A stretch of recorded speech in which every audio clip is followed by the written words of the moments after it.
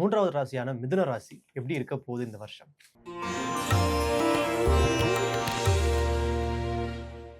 இந்த குரு பயிற்சி தான் எங்கள் வாழ்க்கையில் ஒரு நல்லது நடக்க போகுது. எப்படிங்க? இந்த குரு பயிற்சி தான் வாழ்க்கையில் நல்லது நடக்க போகுது. எப்படி நல்லது நடக்க போகுதுன்னா, இவர்கள் ஒரு கண்டத்தில் இப்போ இருக்காங்க.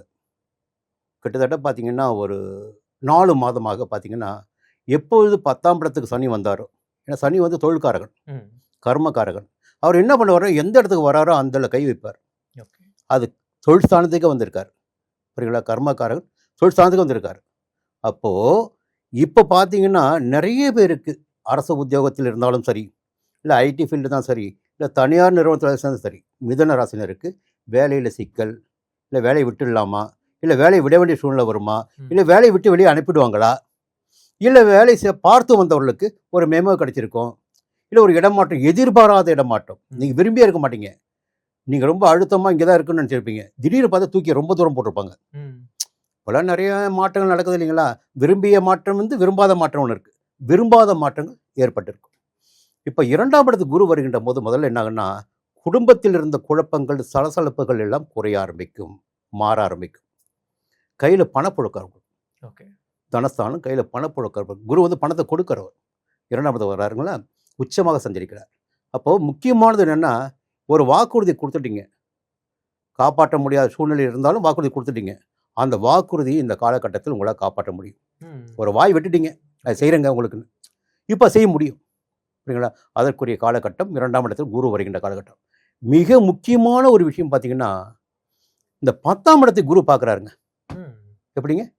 இந்த 10ஆம் இடம் ஜீவனஸ்தானம், அங்கே தான் சனி சஞ்சாரம் பண்ணிட்டு இருக்காரு. அதனால தான் உங்களுக்கு பிரச்சனை சந்திச்சுட்டு இருக்காங்க இவங்க.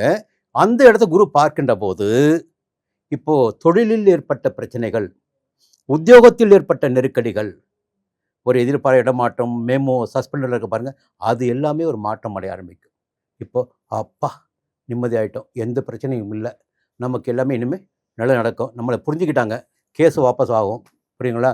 மெமோ வந்து வாபஸ் ஆகும், எதிர்பார்த்த இடமாற்றம் கிடைக்கும், இல்லை வேலையில் ஒரு நிம்மதி கிடைக்கும், செய்து வருகின்ற தொழிலில் ஆதாயம் கிடைக்க ஆரம்பிக்கும், ஒரு புதிய வேலைக்காக முயற்சி அவங்களுக்கு வேலை கிடைக்கும்.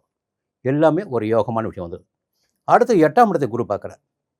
10ஆம் இடம், 8ஆம் இடம், 6ஆம் இடம். 8ஆம் இடத்தை குரு பார்க்கின்ற போது என்னாங்கன்னா, அந்த மறைய வைத்த நிலை மாறி இவர்கள் செல்வாக்கு வெளிப்படக்கூடிய நிலை உருவாகும். அந்தஸ்து, செல்வாக்கு வெளிப்படும். திடீர் அதிர்ஷ்ட வாய்ப்புகள் இவர்களுக்கு தேடி வரும். உடல்நிலையில், மனநிலையில் இருந்த பாதிப்புகளை விலகும். 6ஆம் இடத்தை குரு பார்க்கும் பொழுது எதிரிகளால் ஏற்பட்ட தொல்லைகள், இந்த மறைமுக தொல்லை வந்தால் தானே வாழ்க்கை பிரச்சனையே, வழக்குகளுக்கும் மெமோக்கள் காராதானே. இப்போது அந்த எதிரிகள் வந்து பலம் இழப்பார்கள். வழக்கு இருந்தால் வழக்கு உங்களுக்கு சாதகமாகும், உடல்நிலை சீராகும், ஆரோக்கியமாக நடைபெறக்கூடிய நிலை உருவாகும். இவையெல்லாம் உங்களுக்கு 2ஆம் இடத்து குரு மிதுன ராசினருக்கு செய்து கொடுக்க போகிறார்கள். மிக யோகமான ஒரு அதிர்ஷ்டமான காலமாக இந்த குரு பயிற்சி காலம் மிதுன ராசினருக்கு இருக்கும்.